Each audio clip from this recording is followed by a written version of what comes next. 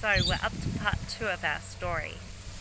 As I was saying, they didn't have much water in the water tank, and the little girl filled up the bucket of water and she went over and carefully watered all the seeds. They did this every day for a few weeks. The water in the water tank got low. The mum and dad started to get worried. "We don't have much water left in the water tank," they said. "Maybe we shouldn't share the water with the seeds anymore, otherwise we'll run out, and we're human." The girl and the brother looked at each other. "Come on guys, look at this tree. This tree's everything to us." And they looked up at the beautiful big tree. And they said, "Those seeds that we're growing, they're going to be just as beautiful as our tree. We need to grow these seeds. We need these to grow into trees. Let's just hope that it will all work out." Mum and Dad thought, we might as well listen to the kids, because the kids quite often know best. You know what children are like. And so they kept watering the seeds. And the water tank got really low. But they stopped worrying, and they knew that Mother Earth would look after them. One night they laid down near the ground, and they looked over where the seeds were planted, and they said, "Come on seeds, please grow, please grow. It's time for you to wake up now." And then they were so excited. They started seeing little tiny trees growing everywhere, just like these. And they grew bigger and bigger and bigger, and they started growing everywhere. And then the rain came, and the skies got all cloudy and beautiful. And it started raining, and so it was raining so much, the family went and sat under their big shady tree. And they were like, "Whoa, it's raining so heavy," but they were pretty dry under their tree. And they're watching the rain cover the ground, and they watched as their water tank slowly filled up, and they were so happy. The ground was really lush and beautiful now. And then the most amazing thing happened.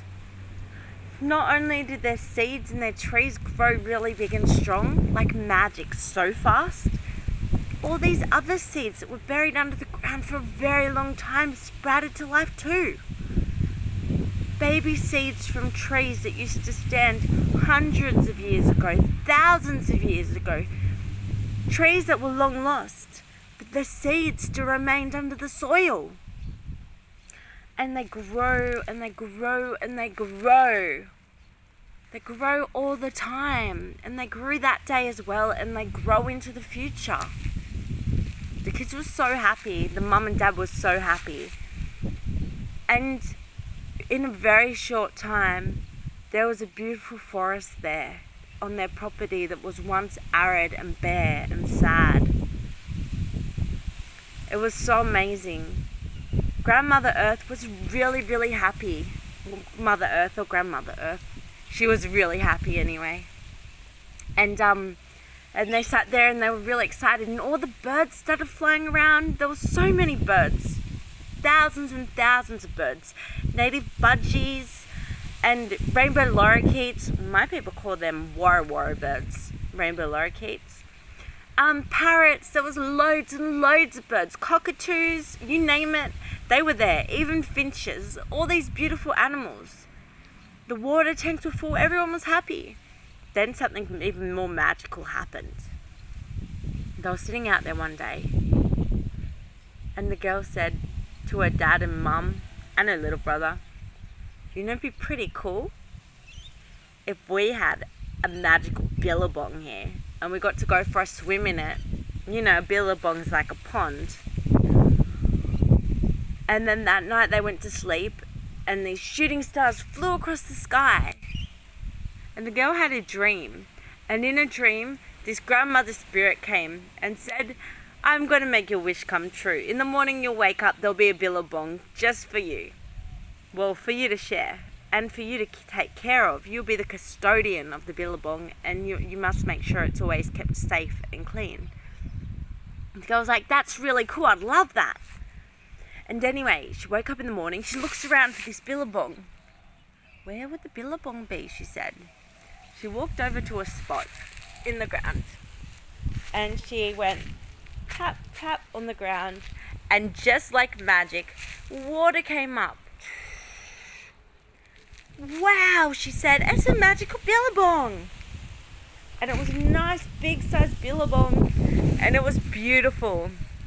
And then these beautiful water lilies grew in the billabong with lovely flowers, and frogs, green tree frogs and green frogs, started swimming in the billabong, and little tadpoles and yabbies and platypuses and a beautiful eel and all of these fish. And the billabong became a source of life, and these beautiful trees grew around the billabong. It was magical. All the animals from far away would come to the billabong to have a drink, to sit down in the shade of all the trees that grew. They're really happy. And they were really good friends with the family that lived there. The mum was happy, the dad was happy, the little boy was happy, and the girl was very, very happy. Well, they went swimming in the billabong all the time. And then they lived on the property for so long. And then they said, hey, why don't we build a house? We've just lived out here in this beautiful land without a house for so long. And the mum and dad were thinking about it. They're like, oh, we've got the best idea. Why don't we build a bamboo tree house? Because bamboo grows really fast and it doesn't kill any trees. That's a great idea, said the boy. I love it, said the girl. And mum and dad went off and they got bamboo. And with the bamboo, they built this amazing tree house in the tree. It was so fantastic. And they got to live in it. It was amazing. It had a big bamboo tree house. It was like a real house. And it had these big windows and a balcony that wrapped around it. And it had a bridge that went to another part of the tree house. And a ladder to climb up. It was amazing. It really was. And they had hammocks and swinging chairs. Their home was pretty beautiful. And then they had friends that come over to stay with them and enjoy the magical place too. And they connected with it as well, and they'd go for a swim in the billabong. And one day their friends said, hey, we're sick of the cities. The cities really, they annoy us. We really, really, really want to live out here with you guys. It's so perfect. Can we please live out here with you? We promise we'll look after this place. It's sacred to us as well. The family looked at each other and said, well, we think that'd be a great idea.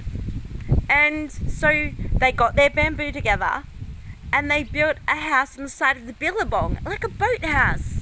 And it was like right over the water, and it had a little bridge, and it was so lovely, and you could sit there right over the water and then walk out on your deck and go straight in for a swim. Oh, it was magical. And so that family lived in that boathouse, and the other family lived in the tree house, and they just hanged out all the time, and they really loved it here, and all the animals were around super happy. And then one day another family came. And the other family came and seen this place and seen how happy the people were and how happy the land was. And they were like, we're really sick of the suburbs. This place is magical. Do you think you have space for us here too?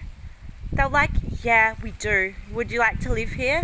Yeah, they said. But we don't have a house. But we really love teepees. Can we build a teepee here and live in a teepee? The families looked at each other and they were like, we love teepees too. That would be a fantastic idea. And they built a beautiful big teepee. And they had it all decked out, and it was so amazing. And they would all sit there, and they had telescopes, and at night time they'd look up at the stars and they would tell stories. They'd have big fires and they'd dance under the starlight. They'd swim in the billabong. They'd look after the trees and the animals, and they looked after each other. They always welcomed new friends and families that come to visit, and they always protected the environment. They were connected to this magical land, this Mother Earth, and they always will be. Thank you for the story, guys. If you have any other story ideas or you'd like to share a story of your own, please do. That would be great. Bye. See you next time.